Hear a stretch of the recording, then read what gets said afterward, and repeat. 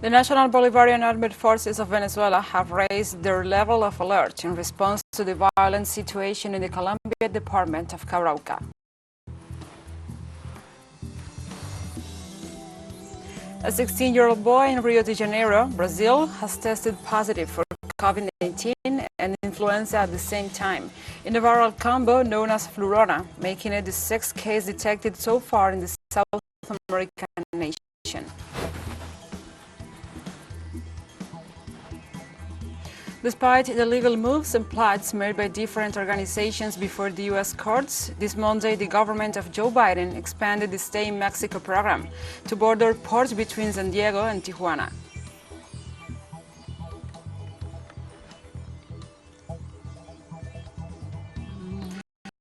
From the headquarters of Telesur English in Havana, Cuba, this is From the South. I'm your anchor, Gladys Quesada, and these are the news. The National Bolivarian Armed Forces of Venezuela have raised their level of alert in response to the violent situation in the Colombian department of Arauca.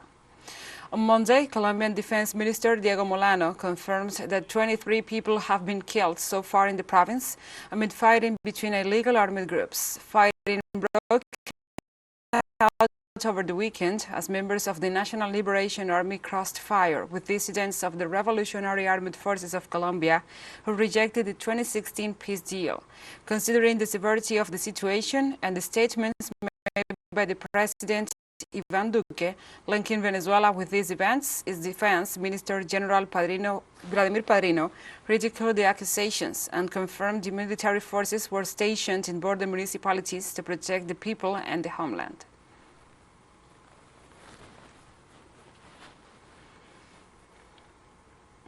Colombia reached a historic high in public debt on Monday. According to the Finance Ministry's most recent report, it represents 65.3% of the country's gross domestic product. The public debt of Colombia increased to 715 billion pesos, over 380 million euros, being a historical top in the national finances. In October 2021, that debt had totaled 695 million pesos, a little more than 150 million euros. According to the Treasury Office in Colombia, the total obligation reported in November 2021, 40.2% corresponded to external debt, and the internal debt reached 39% of the gross domestic product. The report also adds that Colombia's public debt also increased during 2020 in view of the resources that had to be more available to meet the needs resulting from the pandemic. In view of this scenario, the risk rating agencies have warned that a mechanism will be necessary to stabilize the obligation and avoid the deterioration of the sovereign evaluation.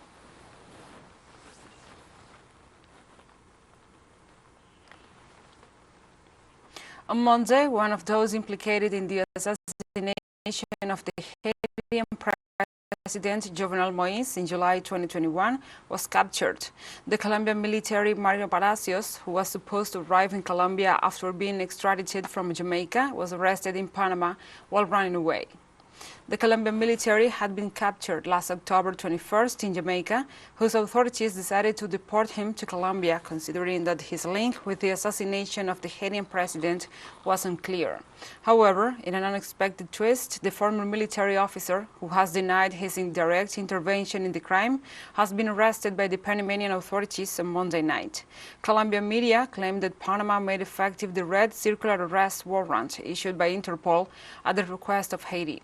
Palacios, who would have surrendered to the U.S. authorities, had planned to travel to Miami, Florida.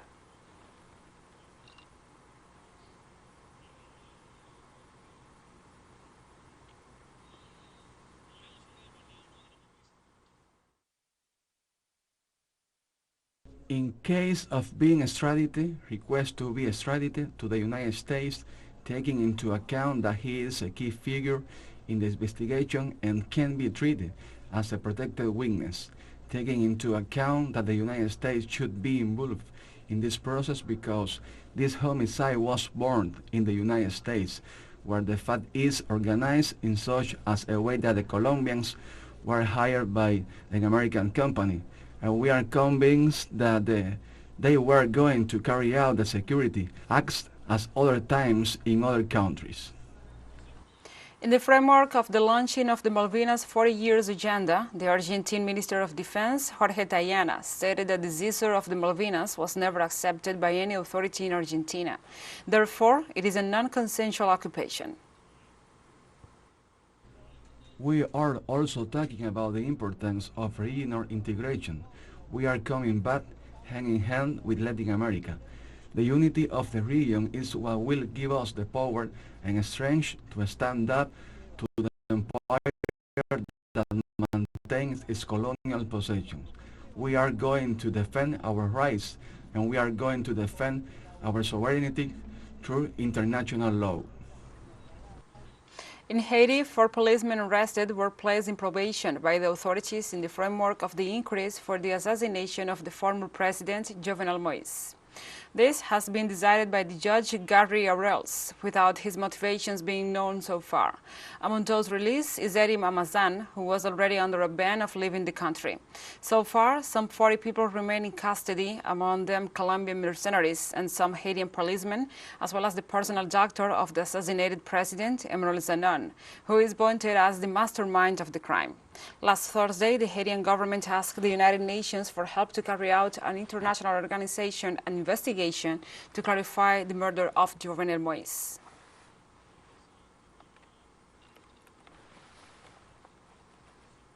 Ten inmates and a police officer were killed in Haiti during a prison break attempt at the Croix de Bouquet Penitentiary in the outskirts of Port-au-Prince. The incident began at midday Friday when an unknown number of inmates with firearms tried to break out the country's second-largest prison. According to a police spokesperson, 10 inmates took 3 police officers and the nurse hostage. While moving deeper into the high-security establishment, the individuals seized 3 additional weapons, including an assault rifle stored in an office. Special police reinforcements that were called in exchange worked with the prisoners. As a result, 4 weapons illegally introduced into the prison were recovered. In February 2021, more than 400 inmates escaped from the same prison in broad daylight, an event that resulted in the deaths of 25 people, including the jail's director.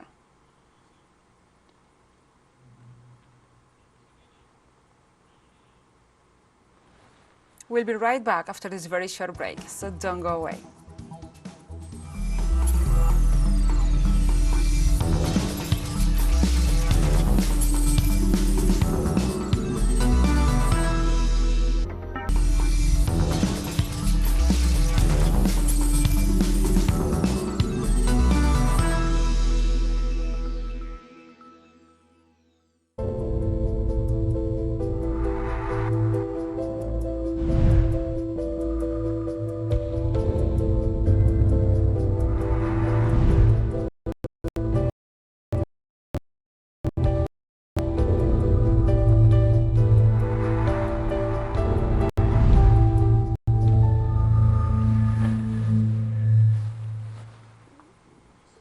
Welcome back to From the South. A 16-year-old boy in Rio de Janeiro, Brazil, has tested positive for COVID-19 and influenza at the same time, in a viral combo known as Flurona, making it the 6th case detected so far in the South American nation.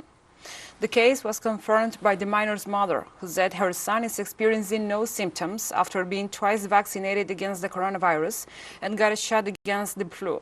COVID-19 infections in the country are rising once again after an extended period of decreases, though advanced vaccination rates have resulted in a relatively low number of hospitalizations and reduced prevalence of moderate and severe symptoms. According to the Brazilian Association of Pharmacy and Drugstore Chains, the demand for flu tests in pharmacies increased by 44% over the last 2 weeks, forcing local governments to speed up distribution. The first Flurona case was recorded in Israel on January the 2nd.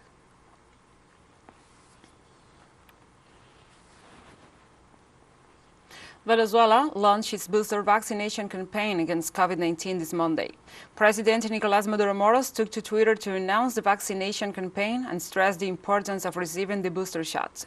Maduro also reiterated that 91% of the population has already been vaccinated, as called for his fellow citizens to continue taking care of themselves by observing all measures to stop the spread of the virus. Also, the application of the booster shots will begin with the health personnel, followed by the elderly and at-risk population. Now we continue to other informations. The United Nations recognized the efforts made by the government and people of Cuba in the fight against the COVID-19 pandemic. The representatives of the UN Development Program on the island, Maribel Gutierrez, pointed out that even in the midst of the hard economic conditions as a result of the embargo imposed by the United States, the Caribbean nation managed to prioritize health and the welfare above economic interests. The country not only developed its own vaccines, but allowed to inoculate more than 80% of the population, including children as young as 5 years old, but also provided assistance in the early and hardest stages of the pandemic by sending health workers around the world to attend those affected by the epidemic.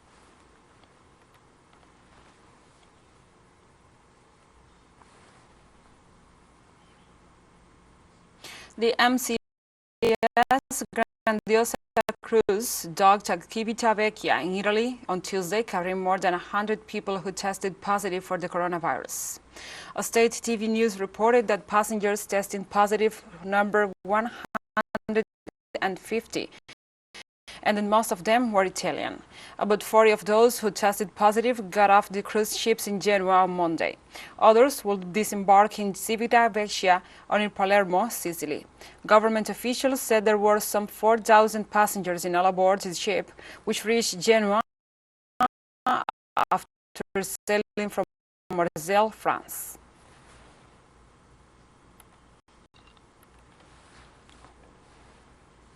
The United States recorded more than 1 million COVID-19 cases on Monday, according to data from Johns Hopkins University, as the Omicron variant spread at a blistering pace. These numbers came a day after the top U.S. pandemic advisor Anthony Fauci said the country was experiencing a vertical increase in COVID-19 cases, adding the peak may be only weeks away. According to a government modeling, the heavily mutated Omicron strain accounted for around 59% of national cases in the week ending December 25th. Rates of death and hospitalizations in the country have been far lower in the recent weeks than during previous COVID-19 surges. With 9,000 deaths over the past 7 days, the nation's death toll has fallen by 10% week on week. In the last 7 days, the country has recorded 3.4 million cases at an average of nearly 500,000 per day, with a peak on January 3rd.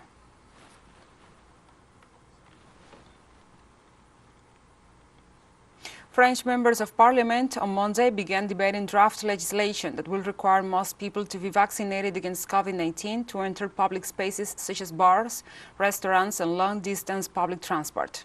The move comes as the country sees a tidal wave of the Omicron variant of COVID-19 and has sparked tensions among different parties. Dubbed the Vaccine Pass, the bill's headline measure is aimed at getting France's remaining 5 million unvaccinated people aged over 12 to accept the shot. So far, a recent negative test has been enough to secure a health pass, granting access to the same activities.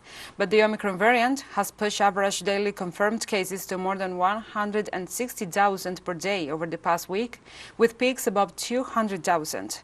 Although there is fierce opposition to the bill in parts of the left and the far right, the support of President Emmanuel Macron's centrist party and most opposition conservatives and socialists should see it through the lower house.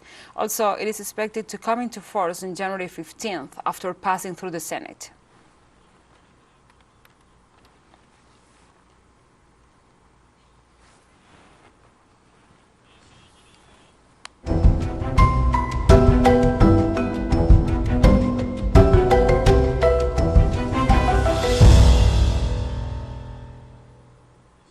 Now we address other topics. Heavy snowfall on the United States East Coast have caused severe power outages and forced the federal government, to cancel nearly 3,000 flights.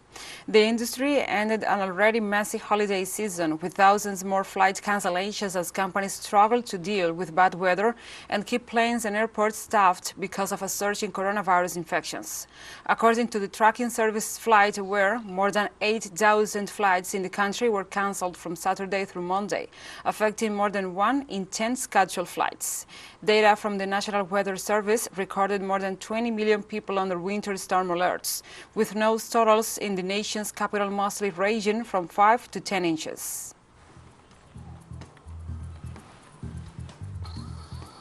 And we have more stories coming up after this final short break, so stay with us.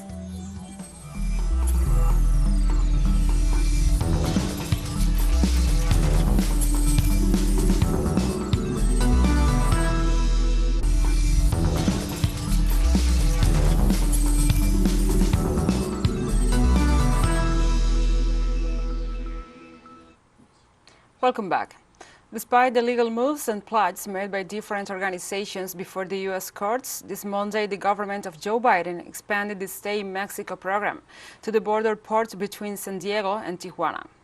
A month after former President Donald Trump's program, for which he was harshly criticized by those who currently occupy the White House, resumed at the border port of El Paso, Texas, government officials confirmed the expansion of the initiative they criticized so much during the campaign. The program, formerly known as the Migrant Protection Protocol, which obliges asylum seekers to remain in the neighboring country while their cases are being resolved in the U.S. territory, will be extended to the ports of San Diego in the state of California in the United States and also Tijuana in Mexico.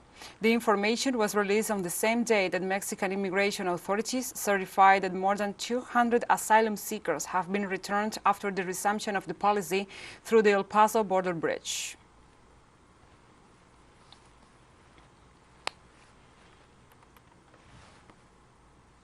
In the United States, the Office of New York's Attorney General subpoenaed former President Donald Trump and his two oldest children, Ivanka and Donald Trump Jr., demanding their testimony in an investigation into the family's business practices. In a court filing, Attorney General Letitia James said that they are seeking the Trump's testimony and documents as part of a years-long civil probe into whether Trump and his company misled banks or tax officials about the value of assets, inflating them to gain favorable loan terms or minimizing them to reap tax savings. In the past, the Republican ex-president has decried James' investigations as part of a witch hunt, along with parallel criminal investigation being run by the Manhattan District Attorney's Office.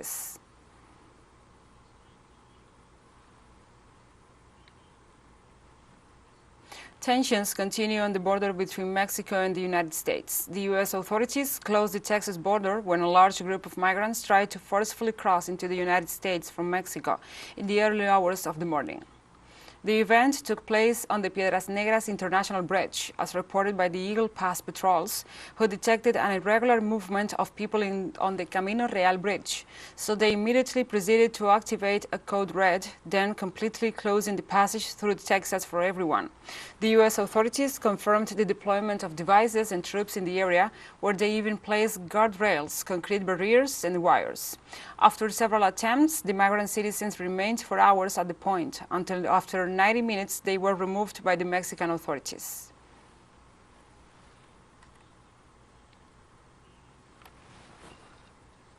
Gaza City saw a huge march on Monday evening as Palestinians took part in a solidarity protest with Hisham Abu Hawash, who has been on hunger strike for 140 over his detention without trial by the Israeli regime. Concerns are growing of Hawash's imminent death, as he continues one of the longest hunger strikes ever held by a Palestinian prisoner, with increasing pressure on the Israeli regime to release him. The International Committee of the Red Cross warned Hawash is in a critical condition, required expert clinical monitoring, and called for the efforts to be made to find a solution to avoid irreversible health consequences and possible tragic loss of life.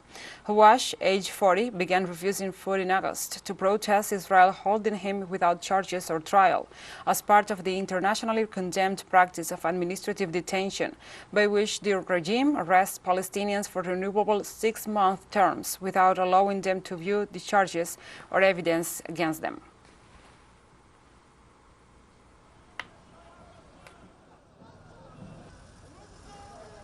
Palestinian Prime Minister Mohammed Sayah has held Israel fully responsible for the life of Hisham Abu Huwash, who began refusing food in August to protest Israel holding him without charges or trial. He also condemned the continued Israeli attacks on the occupied territories of Gaza and the West Bank. Of the prisoner Hisham Abu Huwash. We have sent letters to all international and human rights entities and institutions to put pressure on Israel to speed up his release, and we hold the occupation authorities fully responsible for his life. We condemn the Israeli attacks on our people in the Gaza Strip and the policy of demolition, bulldozing and killing pursued by the occupation authorities in the West Bank. Therefore, we hold Israel fully responsible for the life of our citizens and our property. Smoke and flames re-emerged from the upper floors of South Africa's parliament on Monday, hours after a blaze was declared under control, as police confirmed they had charged a man with starting the inferno that engulfed the building. The blaze, which broke out at around 5 a.m. local time on Sunday, was initially brought under control after a struggle that stretched into the night, with exhausted firefighters leaving the site to the cheers of onlookers and journalists. But in the late afternoon of Monday, it was announced that the fire had restarted as part of the Cape Town complex, the roof of the building housing the National Assembly. No casualties have been reported, but the damage is catastrophic, with expectations that the facilities will be out of use for months. President Cyril Ramaphosa told reporters at the scene on Sunday that a man had been held and that the building's sprinkler systems had apparently failed. The House Elite Police Unit said a 49-year-old man will appear in court on Tuesday, charged with housebreaking, arson, and damaging state property.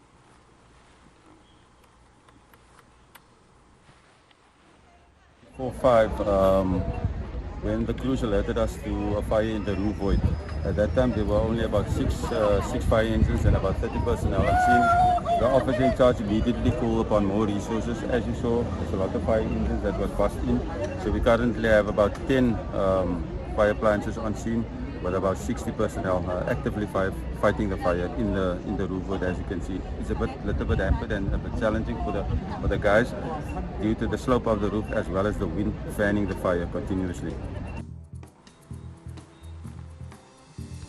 We have come to the end of this news brief, but remember, you can find these and many other stories on our website at telestorenglish.net. And also, if you feel so inclined, please join us on social media for all the latest news. We are on Facebook, Twitter, Instagram, and Telegram. For Telestory English, I'm Gladys Quesada. Thank you for watching.